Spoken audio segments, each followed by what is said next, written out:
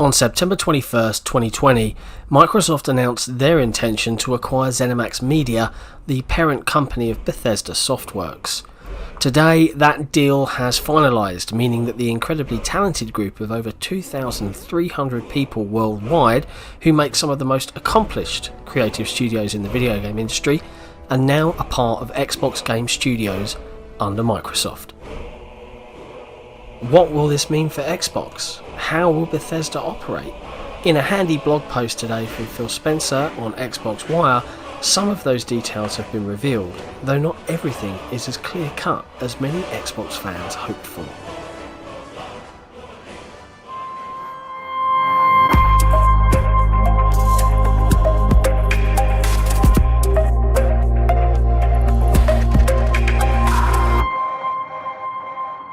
As per the Xboss himself on Xbox Wire, this is an exciting day for Xbox. Today we officially complete the acquisition of Zenimax Media, parent company of Bethesda Softworks. It's an honour to welcome the 8 incredibly talented development studios: Bethesda Game Studios, id Software, Zenimax Online, Arcane, Machine Games, Tango Gameworks, Alpha Dog and Roundhouse Studios, and their passionate global communities to the Xbox family. Now that everything is official, we can begin working together to deliver more great games to everyone. Phil continued to talk about the lead up to this announcement, and this is where things get interesting. He went on to say, "At every step building towards this moment, I've been inspired and motivated by the creativity, insight and community first approach of the talented people at Bethesda. Our goal is to give these teams the best foundation for doing their greatest work and to learn from them as we continue to build Xbox into an inclusive platform for all players." Now, it's long been an ambition of Xbox to have an industry-leading first-party organisation, and we again see that phrase repeated here, alongside a statement of commitment to the Xbox community. This is the next step in building an industry-leading first-party studios team, a commitment we have to our Xbox community. With the addition of the Bethesda creative teams, gamers should know that Xbox consoles, PC and Game Pass will be the best place to experience new Bethesda games, including some new titles in the future that will be exclusive to Xbox and PC players. And this is where things get a bit murky, and for a lot of gamers, particularly Xbox fans out there, perhaps this messaging isn't clear enough. Some new titles. While not the clear-cut direction many were hoping for, it does give us some indication of Microsoft's intent. But what will it mean exactly? If I was to theorise, I would suggest any new games with a heavy multiplayer component, such as Zenimax Online's new MMO, will be multi-platform in much the same way Elder Scrolls Online is today. PlayStation gamers looking to enjoy Starfield or the next Elder Scrolls in the coming years will find themselves out of luck and will likely have to turn to the Xbox platform to enjoy them. Another potential reason the language is phrased just so is likely due to existing contracts for a number of titles, say Hello Deathloop and Ghostwire Tokyo, that were in place prior to Microsoft purchasing Zenimax, as well as justifying the overall acquisition to the higher-ups at Microsoft. You might think console wars demand a victory, but, and I'm sorry to burst your bubble here, no one outside of Twitter and online gaming forums cares about that. Sadly, Phil can't be as crystal clear on the hot topic of exclusivity as gamers would like him to be. He continued, "As we shared previously, it's vitally important that Bethesda continues making games the way it always has. We look forward to empowering Bethesda's creative teams to reach even more players around the world, helping make future Bethesda titles the biggest and most popular games in their history." Xbox and Bethesda have long shared a common vision for the future of gaming. Both as fans and as creators, Bethesda understands the potential of Xbox Game Pass. Here again we see Microsoft continue to push that Game Pass messaging, and rightly so.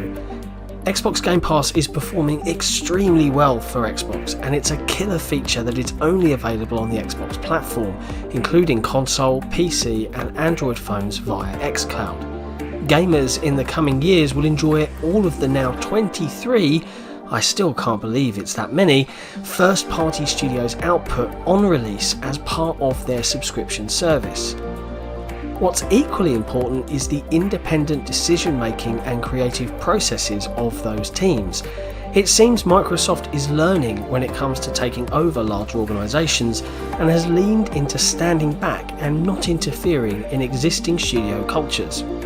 It certainly seems to be serving them well, with nothing but glowing feedback from the previously acquired studios back in 2018.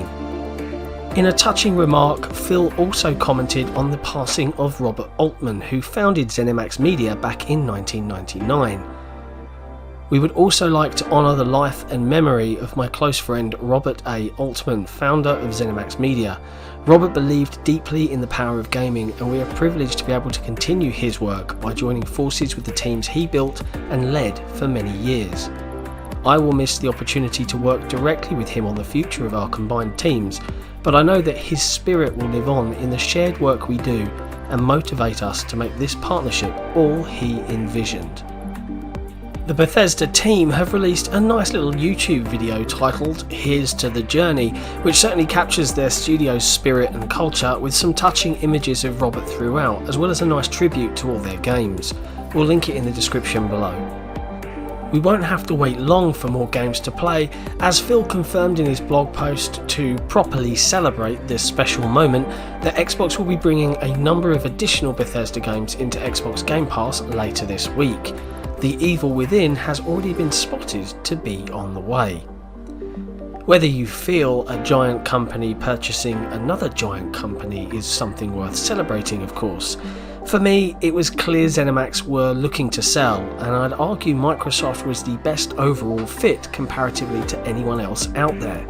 Fallout 76 and Wolfenstein Youngblood both didn't do as well as Zenimax would have liked, and with Game Pass and Microsoft now supporting the studio's creative endeavours, I think we'll see less microtransaction-ridden games as a result of Zenimax no longer trying to maximise their profits. Through all of this, the one topic that's been on everyone's lips is that of exclusivity and availability of long-standing franchises gamers have come to love. Microsoft have always had a close relationship with Bethesda, dating all the way back to Morrowind on the original Xbox. Gamers are no strangers to the concept of an exclusive game, but it's rare for a publisher to have been bought outright in this fashion. But now PlayStation gamers in particular will have to get used to a new reality. Regardless of any revisionist hot takes as to the quality of those aforementioned games, Elder Scrolls, Doom, Fallout and more are huge, popular IPs, and in this industry-shaking move, Microsoft has made one thing very clear. They are all in on gaming, in a way we've never seen a platform holder be before.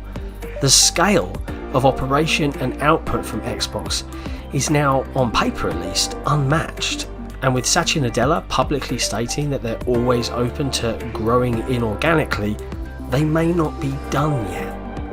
Of course, until the games start coming, not much will change, but over time, gamers that love Western RPGs and particularly Bethesda's output might have to consider an Xbox under their television at some point in the near future with a Game Pass subscription to go alongside it.